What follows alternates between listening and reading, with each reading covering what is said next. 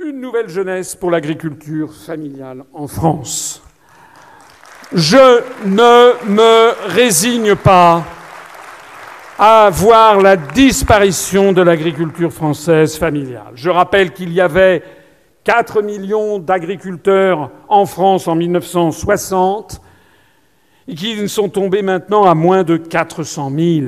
Ça veut dire que 90% des agriculteurs français ont disparu. Et si on continue à ce rythme, il n'y aura bientôt plus, dans 15 ans, peut-être que 40 ou 50 000 agriculteurs familiaux. Nous n'aurons plus que des grandes entreprises de l'agro-business avec des fermes de 50 000 vaches et des poulaillers de 250 millions de poules, presque autant que d'adhérents à En Marche.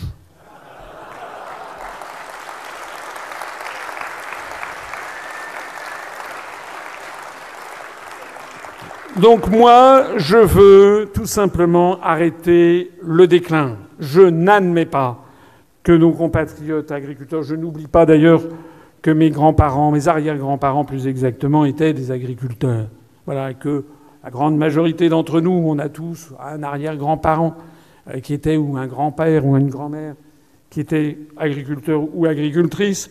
Donc je ne veux pas laisser tomber cette partie fondamentale de l'identité française, puisque la France, depuis plus de 2000 ans, est une puissance agricole et elle a besoin de ses agriculteurs. Donc nous allons assurer l'élévation et la sécurité du niveau de vie des agriculteurs. Nous mettrons en place, en tant que de besoin, des taxes à l'importation variables selon les productions afin de protéger l'agriculture familiale nationale. Parce que sinon, si on reste dans le marché unique, puisqu'on impose en France un SMIC horaire dans l'agriculture alors que la plupart des autres États de l'Union européenne n'en ont pas, eh bien notre agriculture va se terminer. Nous allons remplacer la politique agricole commune par la politique nationale agricole, la PNA.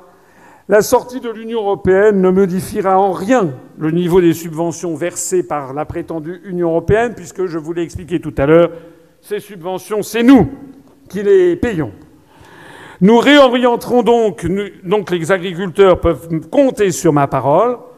Ils toucheront au moins la même chose, sauf que cette fois-ci, au lieu d'être affublés du drapeau bleu aux étoiles d'or du Saint-Empire romain germanique, ce sera le drapeau bleu, blanc, rouge de la République française. Nous réorienterons la politique agricole vers des objectifs qualitatifs en termes de qualité des aliments, de préservation de l'environnement. On définira un nouveau modèle pour l'agriculture française familiale.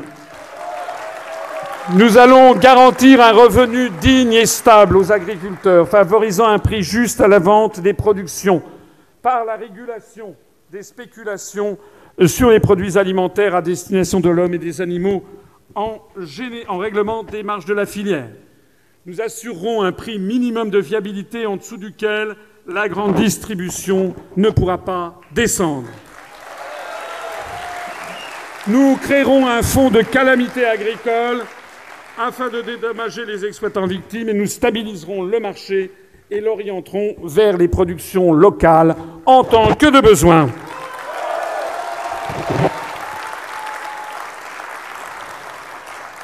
Nous rapprocherons localement les producteurs des consommateurs et nous favoriserons les circuits courts, à la fois pour le maintien de l'activité en zone rurale, également pour minimiser autant que faire se peut toutes les productions de gaz à effet de serre, tous les effets de transport, les pollutions de toute nature.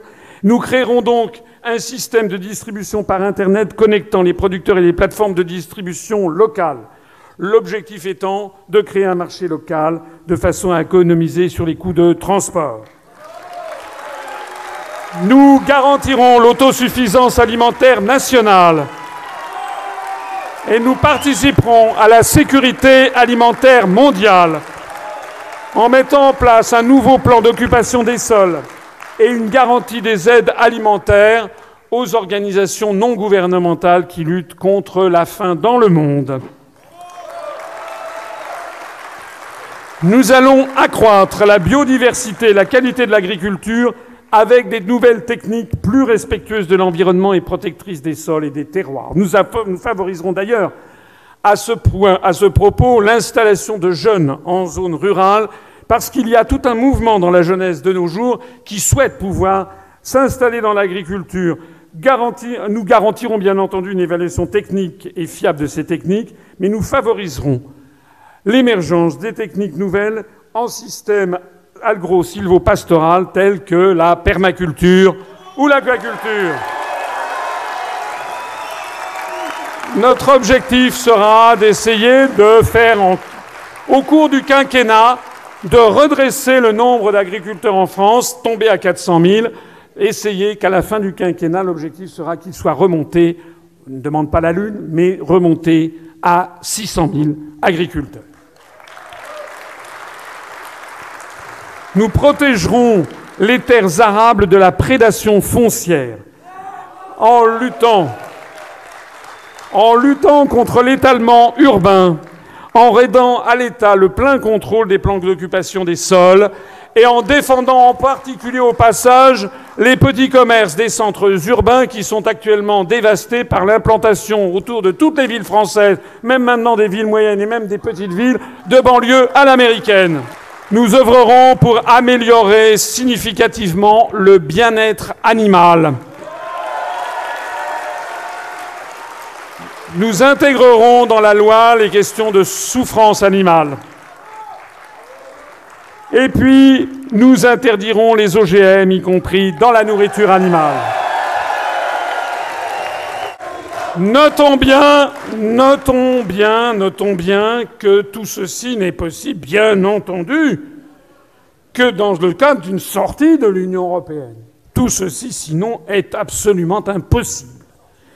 Et on continue. Nous allons libérer le commerce des semences anciennes et nous allons interdire le brevetage des nouvelles.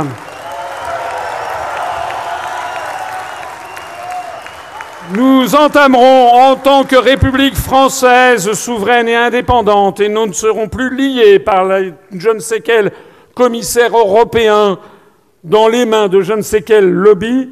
Nous entamerons des négociations avec l'Organisation mondiale de la santé sur les règles de l'Organisation alimentaire mondiale, de la FAO, liées au Codex Alimentarius, afin de refuser une partie des normes dans la production nationale, et pour certains produits importés, nous modifierons également les normes des fruits et légumes de telle sorte que ça convienne au peuple français et à ce que nous souhaitons, nous.